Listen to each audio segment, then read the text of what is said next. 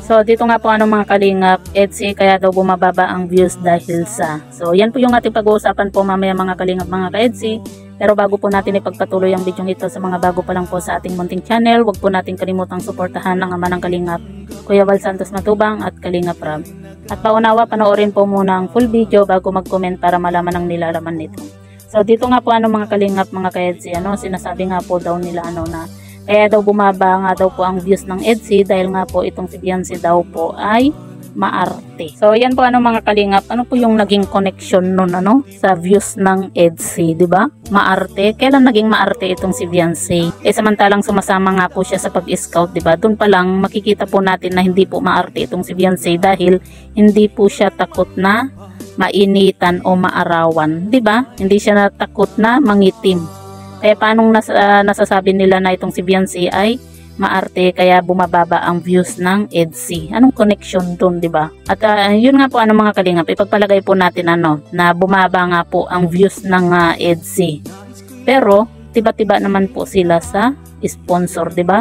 Sa pabahay pa lang po, di ba? Grabe na po yung pag-sponsor nga po ni dito kay Beyonce, sa pabahay nga po dito kay Beyonce. Doon pa lang panalo na po itong si Beyonce sa mga sponsor, kahit nasabihin po natin na bumaba yung views ni Beyonce, pero grabe naman po yung pagmamahal na ibinibigay po ng mga sponsor nga po dito kay Beyonce. Kita nyo naman po, di ba? May nag-sponsor na naman po dito kay Beyonce para makasama po ang EDSI sa Cebu. Doon pa lang panalong-panalo na po itong si Beyonce nga po, kahit nasabihin nating mababa ang views ni Beyonce ngayon. Pero paano naging mababa mga kalingap? Umaabot din naman po ng 500,000 nga po yung views ni Beyonce kahit papaano. Kung mga doon pa lang, malaking tulong na rin po yun, Saka sabi nga po nila, hindi naman po araw-araw Pasko. Diba? Siyempre may time na mababa yung views, may time na hindi naman po pare-pareho, diba? At saka wag po nating ikinukumpara po lagi, yung Jomcar at yung views ng Jomcar at views ng EDSI kasi magkaiba po yan diba? Kaya po diyan nagsisimula yung comparison dahil nga po sa mahilig pong yung iba kasi hindi nakakaintindi. Ang hilig po kasi nilang ikumpara yung iba sa yung paborito nila sa iba, diba? Hindi na lang yung manood ng manood, diba? Kung ayaw nila sa isang teleserye, di wag po nilang panoorin. Hindi yung ikukumpara pa, na kesyo ganito, ganyan, di ba? Kaya tuloy nagkakaroon po ng comparison Yan po lagi yung sinasabi ni Kalingap Rab na wag pong pagkumparahin yung mga love team kasi magkakaiba po yan Kasi kumbaga kalingap din po yan. Kaya bakit pa kailangan pang pagkumparahin iisa lang po yan. Galing din po yan sa kalingap. Diba? Kaya minsan merong pong dahil sa ibang tao na ganyan mag-isip, kumbaga nagkakagulo tuloy yung mga Jomcar, yung mga fans ng Jomcar, tsaka mga fans ng EDSI kasi yung iba kasi parang pinag-aaway yung mga fans ng Jomcar saka fans ng EDSI para magkagulo-gulo. Saka ikinukumpara nila yung views ng Jomcar sa EDSI. Ang Jomcar matagal na po yan. Kita nyo naman diba kung ilang episode na po ang Jomcar.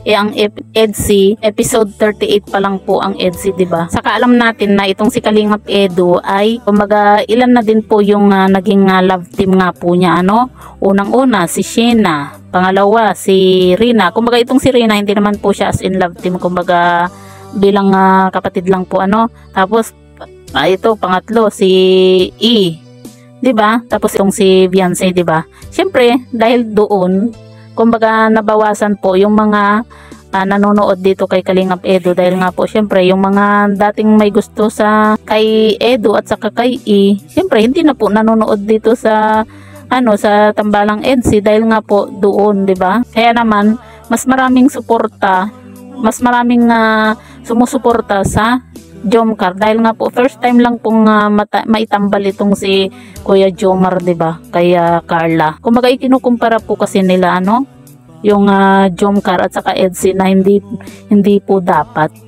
Kasi one kalingap, one family nga po yan Iisa lang po yan. So yan po mga kalingap mga ka-EDSI. Ano po yung masasabi nga po ninyo sa mga nagsasabi nga po na kaya daw bumababa daw ang views ng EDSI dahil nga po dyan So yan po mga kalingap. I-comment nyo lang po sa ibaba at babasahin po natin isa-isa.